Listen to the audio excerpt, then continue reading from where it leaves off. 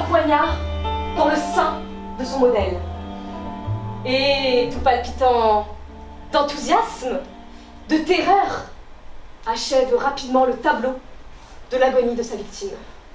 Le nom de ce peintre? Troppmann, l'assassin au pinceau. Salut, c'est Capucine et je travaille au service des relations avec le public avec Hugo que vous avez déjà vu. Dans notre service, on travaille avec tout type de public, des plus jeunes aux moins jeunes. Certains sont amateurs, d'autres en voie de professionnalisation et on travaille avec des étudiants surtout parce qu'on a la chance d'être au centre d'un campus universitaire. Dans le cadre de tous les ateliers qu'on fait avec les étudiants, il y en a eu des très ponctuels, des ateliers en one-shot de 2 heures d'éloquence, mais il y en a eu aussi un qui a duré depuis octobre et qui s'est terminé dernièrement, qui était l'atelier théâtre étudiant. En gros, pour cet atelier, les étudiants sont suivis par un intervenant sur toute l'année et proposent à la fin une restitution devant le public. Cette année, c'était Grégoire Cuvier qui a fait l'intervention que vous avez déjà vue dans Les Fleurs de Maccabée l'année dernière. Mais pour qu'il vous en dise plus, venez avec moi, on va parler à Grégoire. Salut Grégoire, merci d'être venu pour parler de l'atelier théâtre étudiant. Comment ça s'est passé cette année ? Bonjour Capucine, et je crois que ça s'est très très bien passé cette année, c'était une super expérience, voilà, cette année encore, c'était la 2e année que je dirigeais cet atelier et déjà il y a beaucoup d'étudiants de l'année dernière qui étaient revenus et ça c'est toujours intéressant quand on travaille quelques années consécutives avec un même groupe, on apprend à se connaître, il y a tout un travail de mise en confiance qui est plus à faire et on a quand même il y a quand même eu des nouveaux, ce qui fait que on avait et l'avantage d'un groupe qui dure et en même temps l'énergie nouvelle de gens qui arrivent, c'était vraiment un groupe idéal. Alors l'année dernière, tu avais choisi d'écrire un texte pour eux, de travailler sur un texte choral et que chacun et chacune puisse avoir une voix dans ce texte. Et cette année, tu as fait le choix à l'inverse de partir de textes déjà écrits et de plusieurs auteurs différents. Et pourquoi ce choix ?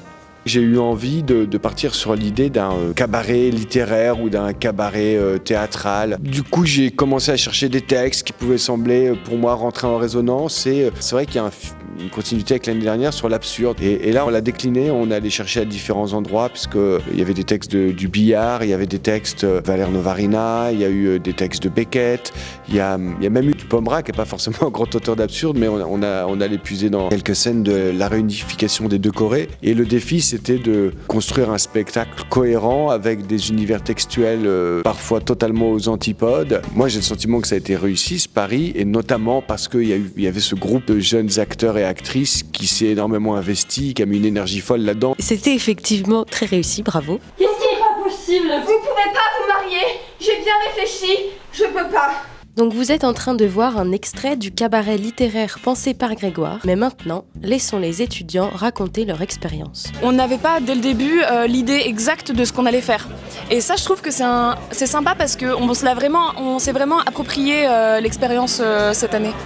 C'était vraiment intéressant d'avoir chacun des textes différents où effectivement au départ on ne savait pas trop vers quoi on allait et au fur et à mesure du travail qu'on a pu faire avec Grégoire, ça a pris une direction qui a été vraiment enrichissante et intéressante et à jouer et à travailler aussi tout au long de cette année. Ça brise un peu le cœur de dire au revoir à toute l'équipe. Moi j'aimerais que ça continue encore très très longtemps. Franchement je conseille à tout le monde de le faire parce que c'est trop bien. C'était une très bonne expérience émotionnelle et très engageante. Et avec Grégoire, c'était super parce qu'il est super bon maître, qui était super patient avec nous.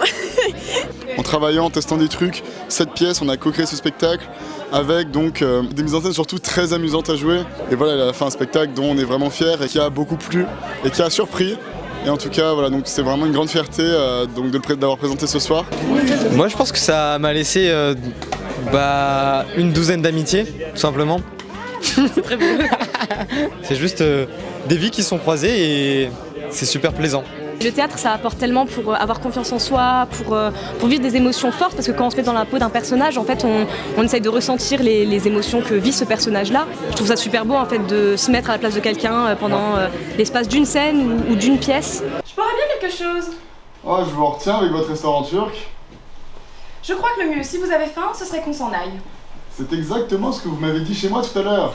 Donc voilà ce que c'est que l'atelier théâtre étudiant. C'est super parce que ça permet aux étudiants de l'université et de l'Estaca d'être en relation, d'être ensemble et de créer vraiment un lien et même des grandes amitiés très fortes. Et ça leur permet aussi de découvrir l'univers artistique d'un ou une metteur en scène. Et je vais laisser Maëlys qui va vous parler de l'enseignement théâtre dans une prochaine vidéo. Salut!